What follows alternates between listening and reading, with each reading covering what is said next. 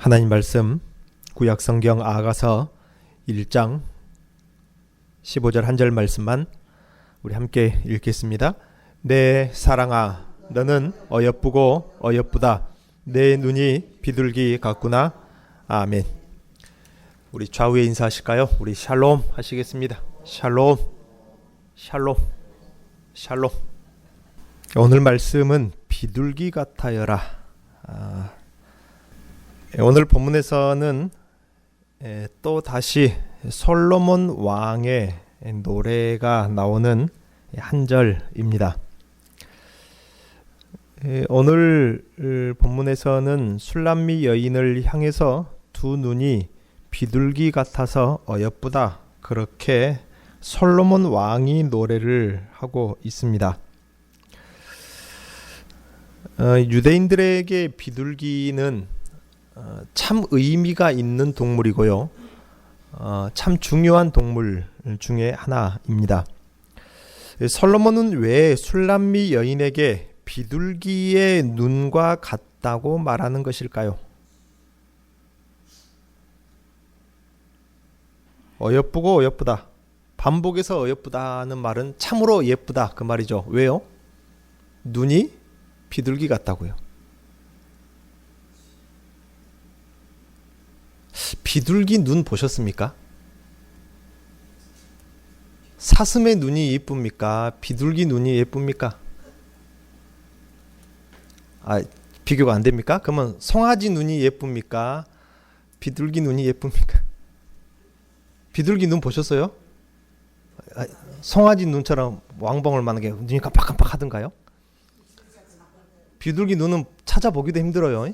예. 그런데 왜 하필 예쁘고 예쁘다, 넌 기가 막히게 예쁘다, 반복해서 강조해서 예쁘다 예쁘다 어여쁘고 어여쁘다, 왜요? 눈이 비둘기처럼 찾아볼 수가 없어서 예쁘다. 이거 칭찬일까요? 아니면 비꼬는 말일까요?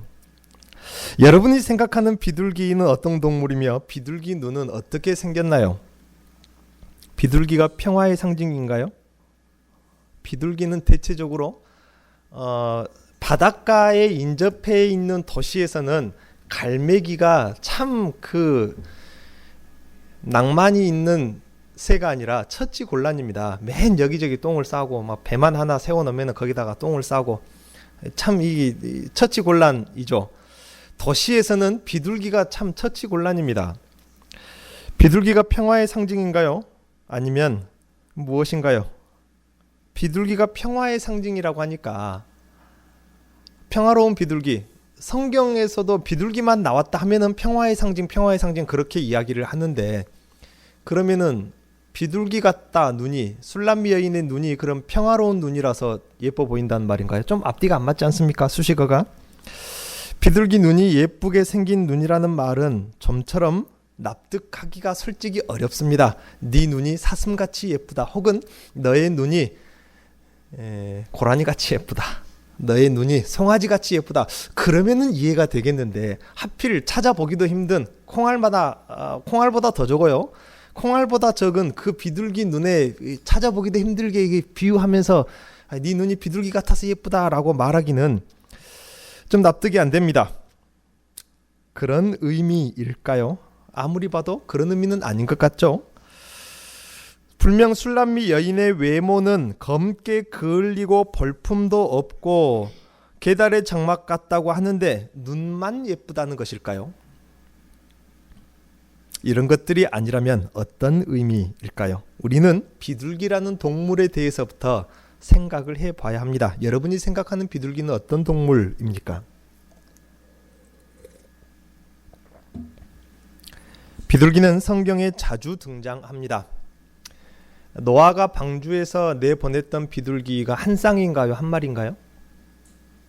한 쌍으로 내보냈나요? 날려보낸 비둘기. 그게 좀 궁금하네요. 한 마리였을까요? 한 쌍이었을까요? 한 쌍이었나요? 정확하게 한 쌍입니까? 날려보낸 비둘기. 갑자기 그게 궁금해요. 저도 설교하다 보면요, 맞아, 이게 그런 의미구나, 막 영감이 막 스쳐갈 때가 있어요. 그러면은 어쩔 수 없이 적어놓을, 항상 여기다 펜을 가지고 다니는 이유가 아, 맞아요. 이것이 그런 의미였구나. 이 자리에서 막 깨닫는 것이 있는데 한번 여러분 찾아보십시오. 비둘기가 한 마리를 내보냈는지 한 쌍을 내보냈는지 왜 쌍으로 이야기하는지는 좀 들어보십시오. 성경에 자주 등장을 합니다. 제물 중에서도 비둘기 제물이 있습니다. 그리고 이스라엘 민족들을 비유하면서 어리석은 비둘기다. 비둘기가 똑똑한 비둘기가 있고 어리석은 비둘기가 있나요? 그건 좀 모르겠어요. 그리고 예수님도 세례를 받을 때 성령이 임하셨는데 수식어가 붙었어요. 어떤 성령이요? 예, 비둘기 같은 성령. 비둘기인 성령이 아니라 비둘기 같은 성령. 아, 그러면 그 성령은 어떤 성령일까요? 그냥 뭐 셀까요? 예, 제자들에게 또 뭐라고 말씀하십니까? 너희들은 뱀처럼 지혜롭고 비둘기처럼 순결하라. 마가의 다락방에서 기도할 때에 임한 성령은 어떤 성령인가요? 그냥 불의 혀가 갈라진 같은 성령만 임했나요? 비둘기 같은 성령은 거긴 없었나요? 성경에 비둘기가 자주 등장합니다. 또 예수님이 응영에 태어나셨을 때 육신의 어머니 마리아가 제물을 뭘로 드렸죠? 성전에 가서 역시 비둘기 제물을 드렸어요. 비둘기가 참 많이 나옵니다. 특히 성전 제사를 드릴 때 제물 중에 비둘기로 쓰이고요. 그래서 제물을 쓰기 위해서나 혹은 비둘기는 먹습니다. 식용이에요. 그래서 집에서 기릅니다. 식용으로 쓰기 위해서 비둘기를 키우면서 유대인들은 가까이에서 비둘기를 관찰할 수가 있었습니다. 그래서 비둘기라는 동물의 독특한 특성이 있었어요. 예.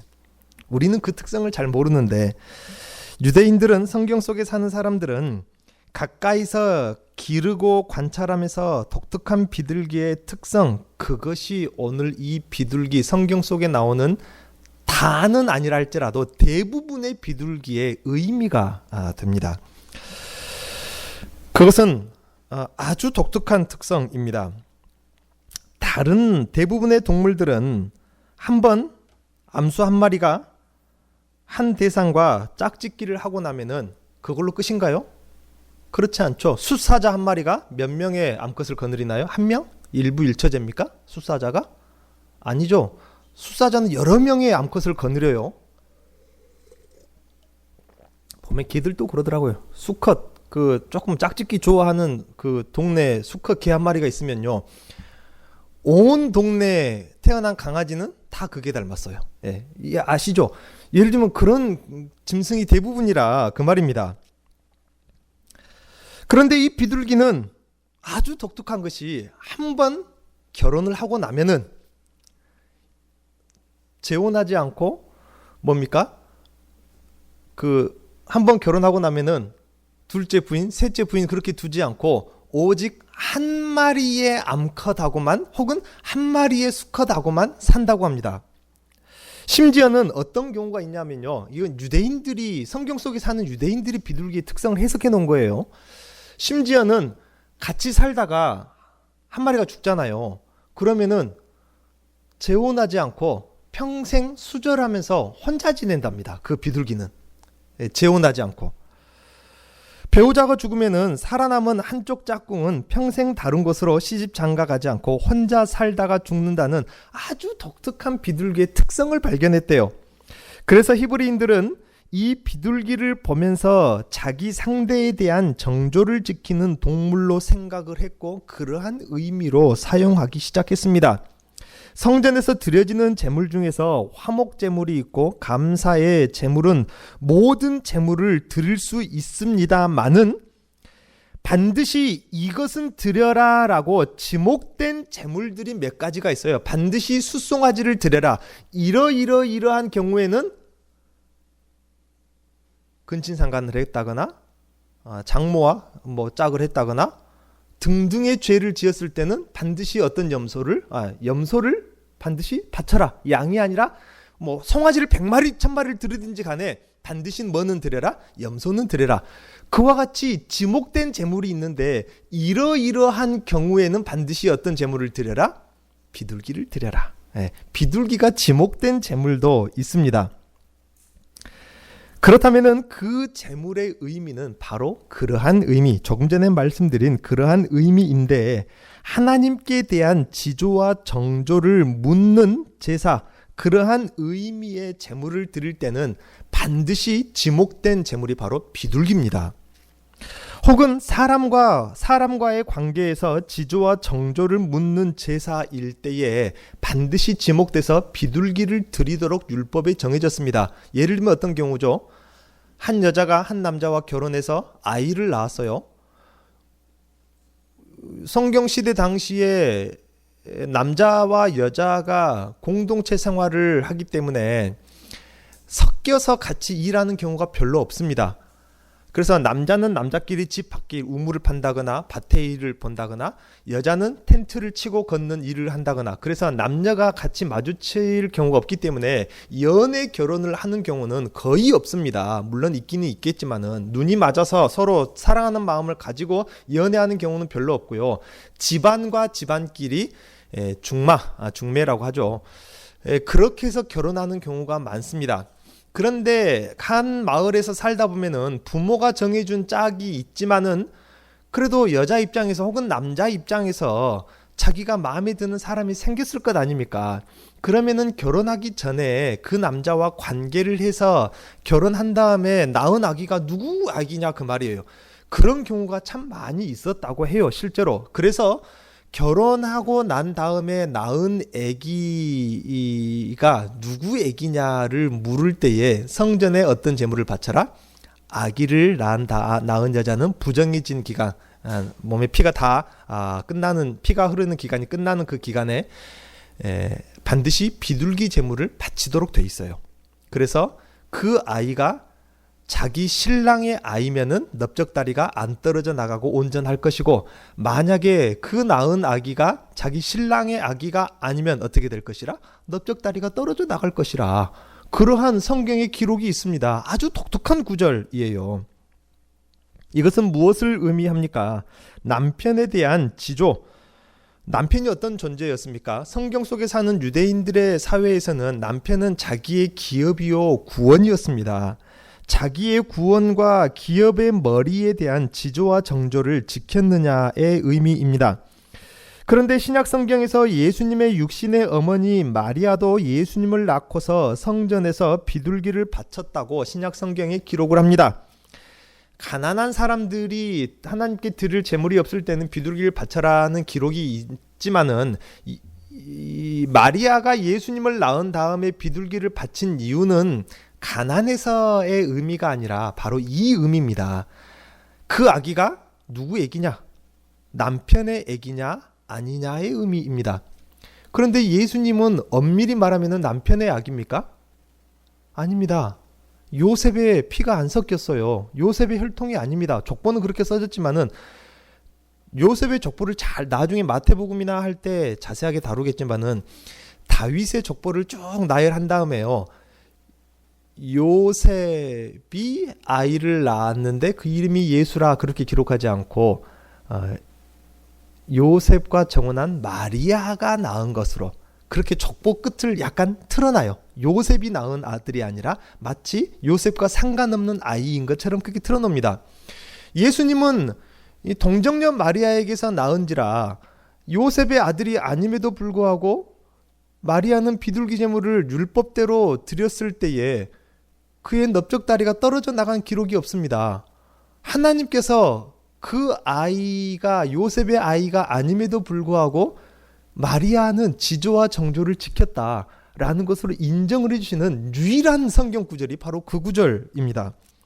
하나님의 벌이 내려오지 않았다는 것이죠. 이와 같이 성경에 지목되어져 나오는 비둘기라는 동물의 의미는 이러한 의미, 상대에 대한 지조와 정조를 지키는 의미로서 비둘기가 사용되는 경우가 참 많습니다. 오늘 본문에서 솔로몬 왕이 술람미 여인의 눈이 비둘기 같다 말하는 것도 그래서 이쁘다는 의미도 사실 비둘기 눈은 예쁘지 않습니다. 너무 작기도 하고 찾아보기도 힘들 만큼 더 예쁜 눈은 크고 왕방울만한 눈은 많습니다만은 비둘기 눈이 예쁘게 생겨서가 아니라 비둘기라는 동물의 종물이 상대에 대한 지조를 지키고 정조를 지키는 종물인지라 술람미 여인이 솔로몬 왕을 바라보는 그 눈빛이 그러하다 그 말입니다. 그녀는 비록 시골 처녀이고 외모는 벌품 없었습니다. 하지만 주님은 중심을 보시는 분이신지라 술람미 여인의 마음은 어떠했습니까? 오직 일편단심 왕만을 바라보는 여인이었다는 것입니다. 다른 곳으로는 마음을 돌리지도 시선을 빼앗기지도 않는 여인이라는 의미에서 비둘기의 눈과 같다. 왜요? 오직 누구만을 바라본다? 자기의 신랑 되실 왕만을 바라본다. 그래서 어여쁘다는 의미인 것입니다. 신랑이 이러한 신부를 보니 비둘기와 같아서 일편단심 자신만 바라보는, 그래서 이토록 사랑하는 사람이라 그렇게 표현하고 있는 노래인 것입니다. 지금 이 아가서는 구약의 이스라엘과 그리고 그 가운데 성전을 두시고 그들과 교제하시는 여호와 하나님과의 관계를 지금 노래하고 있는 것입니다. 구약시대 여호와 하나님도 이스라엘 백성들이 이 비둘기와 같기를 바라셨습니다. 일편단심 하나님만을 바라보기를 바라셨다 그 말입니다. 그래서 우상에게로 눈 돌리지 않고 세상을 향해 눈 돌리지 않고 이방 나라들을 의지하기 위해서 눈 돌리지 않기를 원하셨다. 오직 하나님 한 분만을 바라보기를 원하셨다 그 말입니다. 왜요? 그들을 사랑하시는 하나님이셨기 때문입니다. 하나님께서는 자기 백성들에게 다른 것을 바라거나 그 이상을 사실 바란 것도 아닙니다. 하나님이 바란 것은 오직 그뿐이었습니다. 그들에게 재물을 요구한다고 했습니까? 제사를 원한다고 했습니까? 그러지 않습니다. 사울왕이 핑계를 대어서 율법을 어길 때에 그에게 뭐라고 지적하셨습니까? 하나님은 제사를 원치 않고 재물을 원치 않는다. 순종을 원한다. 그것을 말씀하시는 것을 우리는 알고 있습니다. 질투하시는 하나님께서는 자기의 백성들이 일편단심 자기만 바라봐 주기를 바라신 것, 하나님은 그 이상 다른 것을 원하신 것도 아닙니다. 너희들이 날마다 황소 100마리씩 바쳐라, 그것을 원하시는 것도 아니고, 많은 되도록이면 전재산을 헌금을 해라, 그것을 원하시는 것도 아니었습니다. 사람 인신제물을 바쳐라, 1년에 한 명씩 처녀를 바쳐라, 그것도 아니지 않습니까? 하나님이 원하시는 것은 다른 것이 아니라 하나님만을 바라보고 하나님만을 사랑하는 것, 하나님은 그것만 원하셨습니다. 왜요? 그들을 사랑하니까. 자기 백성들이 사랑하지 않고 하나님만 사랑하는 것, 이걸 무슨 사랑이라고 하죠? 짝사랑이랑 해요. 하나님은 짝사랑하기를 원하시지 않으신 것입니다. 하나님이 그들을 사랑하는 것만큼 그들도 하나님만을 바라봐 주시기를 원하셨습니다.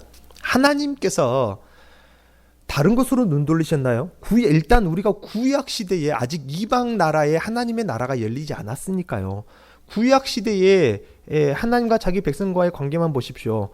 하나님께서 자기 백성들을 지키시고 보호하시고 자기 백성들에게 해를 입힌 다른 나라 원수들에게 보복하시는 그런 모습을 볼 때에 다른 나라, 이방 나라들, 열방들을 사정 봐가면서 그들을 맷때리시든가 심판하시든가요? 아닙니다. 이게 우리가 아는 하나님 맞을까 싶을 정도로요. 다른 이방 백성들이나 열방 나라들을 향해서는 하나님 사정 안 봐주시고 심판을 하셨어요. 그게 무엇을 말합니까? 구약 시대에 하나님께서 자기 백성들을 향한 그 마음을 보여주시는 것입니다.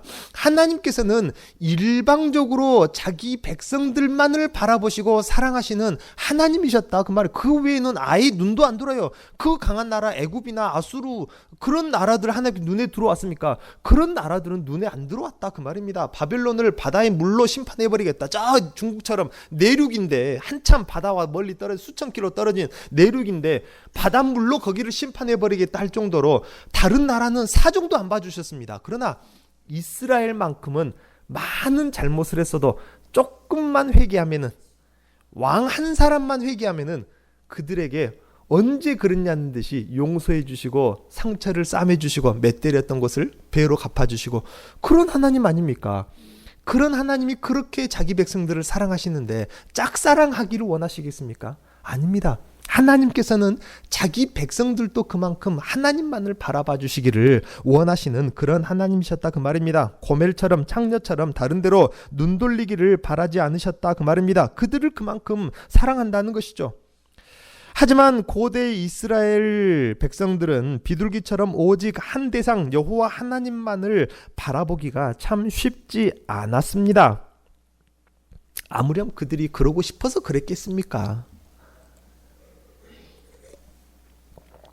그들은 땅에 속한 백성인지라 땅에 있는 것으로 풍요롭게 할 만한, 풍요롭게 하고 땅에 있는 것으로 줄 것 같은 신들이 많았어요.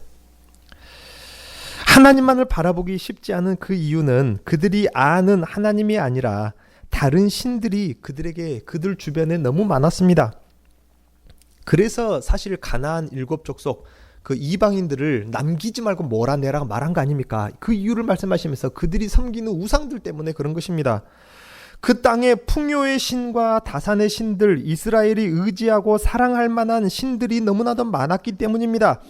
이스라엘보다 더 강한 나라들과 이스라엘이 의지할 만한 다른 열방의 왕들이 너무 많았습니다. 그래서 하나님께서는 어떻게 하셨습니까?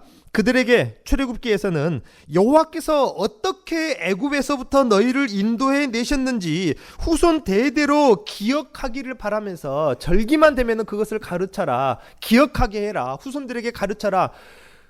절기만 되면 그것을 기억하게 할 만큼 또 반복하게 할 만큼 하나님께서는 그것을 기억하게 만드셨어요. 왜요? 하나님이 너희를 어떻게 그 광야에서 먹이시고 입히시고 이곳까지 독수리 날개로 품듯이 그렇게 이곳까지 데려왔는지를 기억해라. 그것을 요구하셨습니다. 또 신명기를 보면은 오직 여호와는 한 분뿐이니 그만을 사랑하고 바라보기를 말씀하시면서 이마와 손목에 표를 삼으라. 집을 나서면서 문설주에다가 그것을 붙여서 볼 때마다 기억나게 해라. 그래서 지금도요 이스라엘 호텔이나 유대인들이 사는 대문에 보면요 이 쉐마 이스라엘아 들으라, 이 신명기 6장에 나오는 말씀들이 아직도 붙어 있습니다. 저는 호텔에 들어갔을 때 뭔 호텔만 이게 초인종도 아니고 눌러도 딱딱해가지고 들어가도 않고 이게 뭐가 붙어있대 라고 생각했는데 가만히 호텔뿐만 아니라 방마다 붙어 있고요 집집마다 그게 붙어 있어요.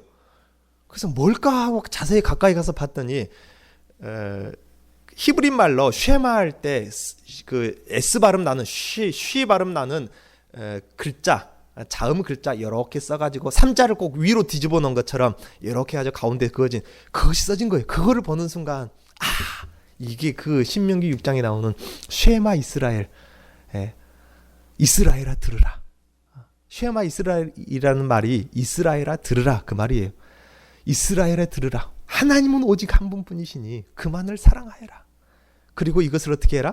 이마에다가 그리고 손목에다가 그리고 집문설주에다가 볼 때마다 하나님을 사랑할 것을, 하나님은 한 분뿐인 것을, 일편단심 그만을 바라볼 것을, 비둘기 같은 눈을 가질 것을 하나님께서는 요구하셨다 그 말입니다. 그래서 지금도 이스라엘은 기도할 때 이마에다 그 표를 놓고 문설주에다 놓고 들어가면서 나가면서 그거를 볼 때마다 하나님을 생각하게 만든, 아직까지 그랬어요. 수천 년 동안 그러셨습니다. 하나님께서는 다른 거 요구하신 것이 아닙니다. 기억하기를 요구하셨고 생각할 것을 요구하셨습니다. 하나님만을 그냥 바라보면 되는 거예요. 집을 나서면서 하나님을 생각하라. 집에 돌아오면서 하나님을 사랑하라. 어디로 눈을 돌리든지 하나님을 기억하고 하나님을 사랑하라는 것입니다. 이것이 그들 하나님의 백성들에게 요구하는 것이었습니다. 그냥 기억하고 사랑하면 되는 것입니다. 이 아가서의 솔로몬 왕처럼 하나님께서는 외모를 보지 않는다고 했습니다. 재물이 많은 사람을 사랑하는 것이 아닙니다. 권세가 많고 유력하며 사람들로부터 유명한 사람을 아름답게 보는 것이 아닙니다. 하나님은 솔로몬 왕처럼 중심을 보십니다. 무엇을 보십니까? 오로지 신랑 되시는 하나님만을 바라보는 일편단심, 그 마음을 보신다. 그 말, 우리 주머니에 돈이 얼마가 있느냐, 내가 얼마나 유명하냐, 얼마나 재력이 있느냐, 권세가 있느냐, 그것을 보는 것이 아니라 그저 우리의 마음만을 보신다. 그것만을 요구하신다 그 말입니다. 그 마음을, 일편단심 주님만 바라보는 그 마음을 오늘 본문에 어여쁘고 어여쁘다 그렇게 여기시는 것입니다. 그런데 구약 이스라엘 백성들을 향하여서는 호세아서에서는 뭐라고 부릅니까? 그들이 어리석은 비둘기다. 참 얼마나 하나님의 마음이 아팠으면 그랬겠습니까? 정말로 그들을 사랑하셨는데 한마디만 히스기야가 한마디만 기도해도 하나님 살려주십시오 하니까 오냐 하고 기다렸다는 듯이 그를 지구를 거꾸로 돌려버리지 않습니까? 그러면서 살려주지 않습니까? 하나님은 그렇게 사랑하셨는데 얼마나 마음이 아팠으면은 그들을 보고 어리석은 비둘기라고 그렇게 한탄하실 만큼 하나님께서 가슴 아픈 소리를 내뱉었겠습니까? 구약의 그들은 땅의 나라에 속한 자들인지라 땅의 질서 아래에 있었고 자신들에게 그 땅의 복, 풍요의 복을 줄 만한 신들에게로 다른 나라 왕들에게로 시간만 나면은 틈만 나면은 눈을 돌렸습니다. 그렇게 비둘기같이 오직 여호와만 일편단심 바라보지 못했다 그 말입니다. 그들은 결국 하나님을 떠나고 말았고 창녀같이 돼버렸습니다. 생명이신 하나님을 잃고 말았습니다. 그래서 호세아서 7장을 보면은 이스라엘의 교만은 그 얼굴에 드러났나니 그들이 이 모든 일을 당하여도 그들의 하나님 여호와께로 돌아오지 아니하며 구하지 아니하도다. 에브라임은 어리석은 비둘기같이 지혜가 없어서 애굽을 향하여 부르짖으며 아수르로 가는도다. 자기의 신부와 같은 사랑하는 사람이 애굽으로 가는 그 뒷모습을 하나님이 바라보실 때, 아수르로 가는 뒷모습을 바라보실 때 얼마나 마음이 아팠겠냐 그 말입니다.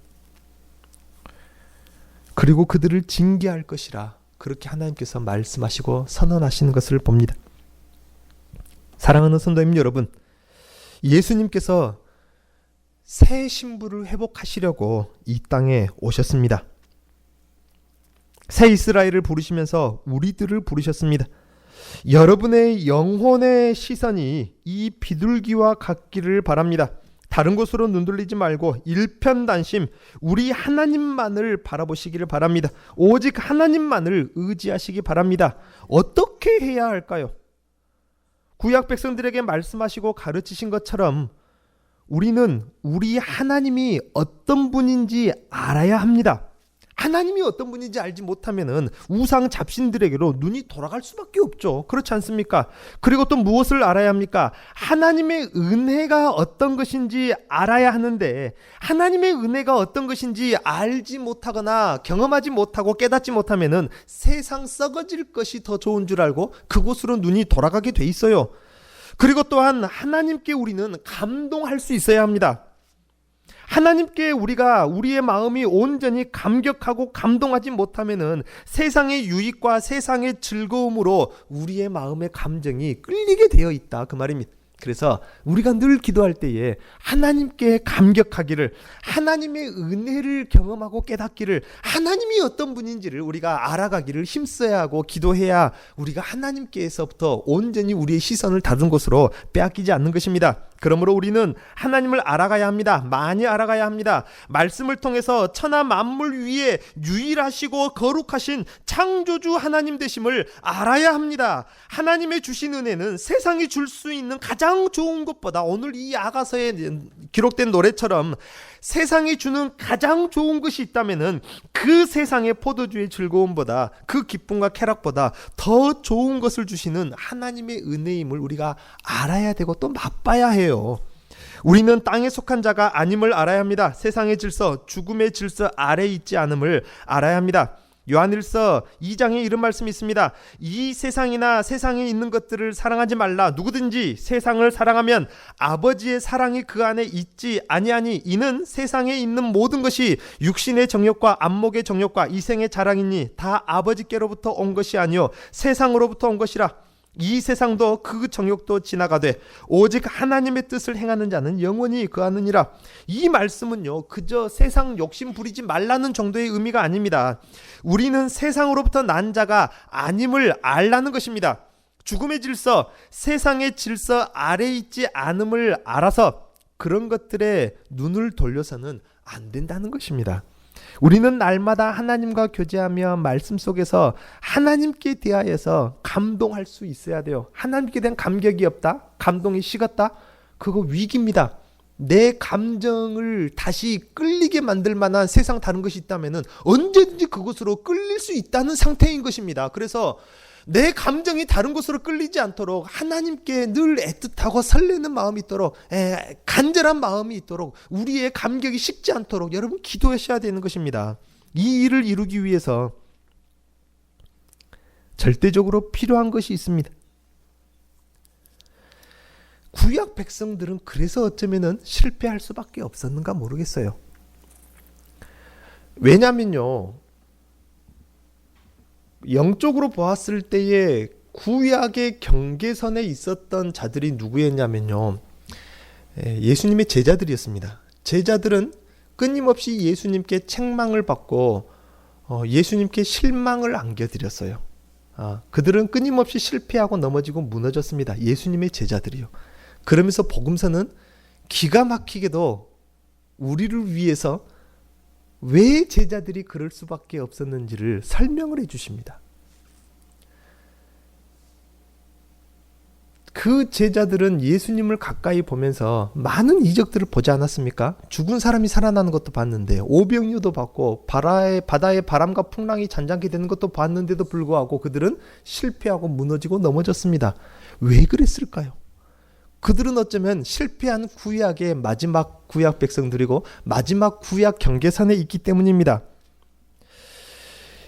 예수님이 말씀하신 대로 절대적으로 하나님만을 바라보는 비둘기 같은 신앙, 비둘기 같은 시선을 갖기 위해서 필요한 것이 있는데 그것이 무엇일까요? 예수님은 제자들에게 세상으로 파송하면서 내가 너희를 세상으로 보내는 것이 마치 사자들 가운데, 이리들 가운데 양들을 보내는 것과 같다. 그러므로 너희는 뱀처럼 지혜롭고 비둘기처럼 순결하라고 말씀하십니다.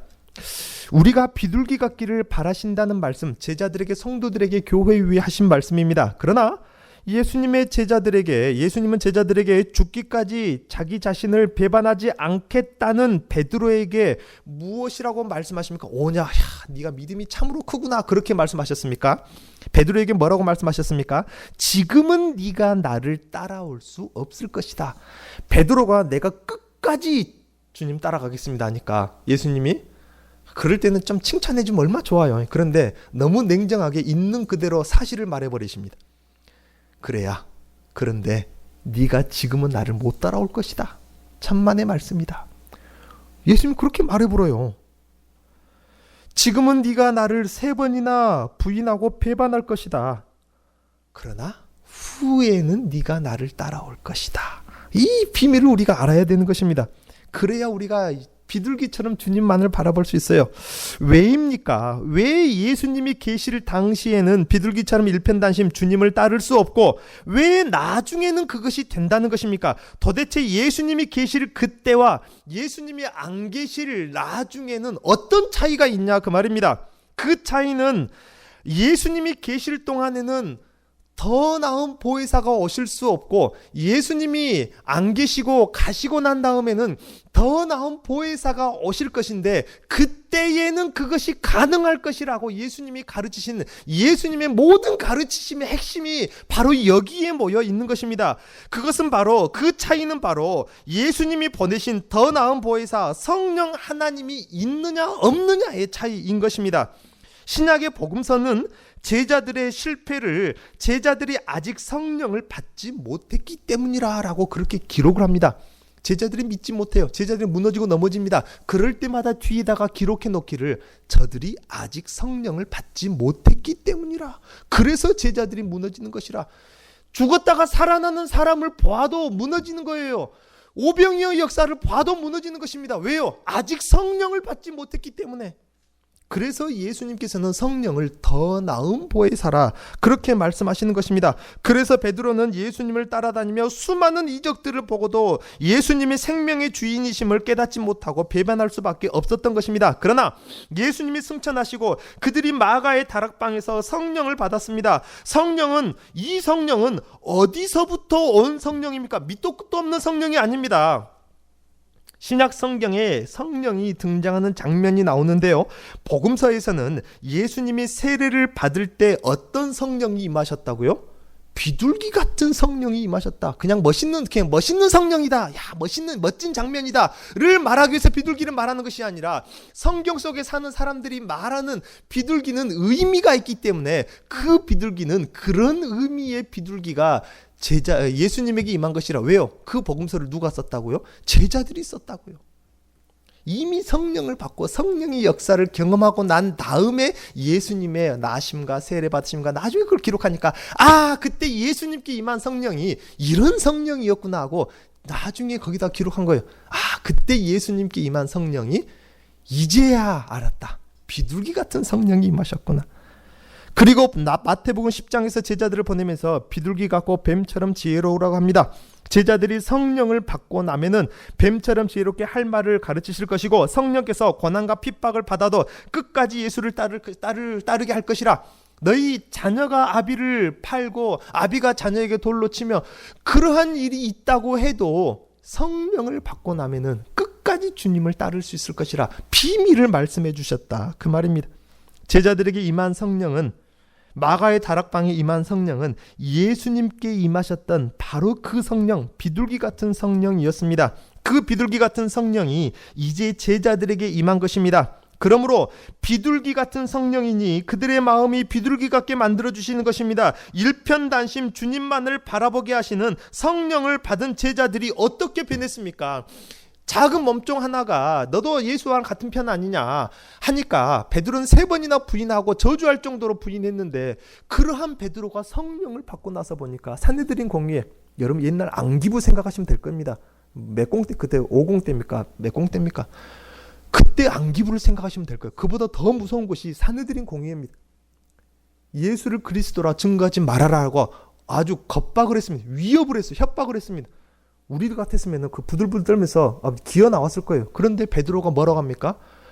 내가 하나님 앞에서 너희들의 말을 듣는 것이 옳은지 너희들이 판단해봐라. 나는 예수가 그리스도라 말하지 않을 수 없다. 그것은 무슨 말입니까? 생명을 내어놓고 나 죽이려면 죽여라. 나는 예수가 그리스도라 말하지 않을 수가 없다. 그러한 베드로로 변했습니다. 뭔 차이냐 그 말입니다. 바로 엊그제까지만 해도 그 여종 하나의 말에도 예수를 부인했는데 도대체 베드로가 어떻게 변했길래 그 산헤드린 무섭다는 공의회에서 예수가 그리스도라 증거하지 않을 수 없다 그렇게 증언할 수 있겠습니까? 그 차이는 성령이 있느냐 없느냐, 비둘기 같은 성령이 있느냐 없느냐. 그 베드로는 말 그대로 비둘기 같은 성령 아닙니까? 예수님만을 바라보면서 죽겠다 그 말이에요. 주님을 바라보다가 십자가를 거꾸로 지고 죽었습니다. 또 어떤 제자는 가죽이 벗겨져서 죽였습니다. 또 어떤 제자는 기름가마에 튀겨져서 죽였고, 어떤 제자는 목베임을 당해서 죽었을지라도 예수님을 부인하지 않았습니다. 일편단심 주님만을 바라보았습니다. 성령이 그것을 가능하게 한 것입니다. 주님을 바라보다 돌에 맞아 죽기도 했습니다. 성령을 받으니 온전히 일편단심 주님만을 바라보는 비둘기 같은 신앙을 소유할 수가 있었던 것입니다.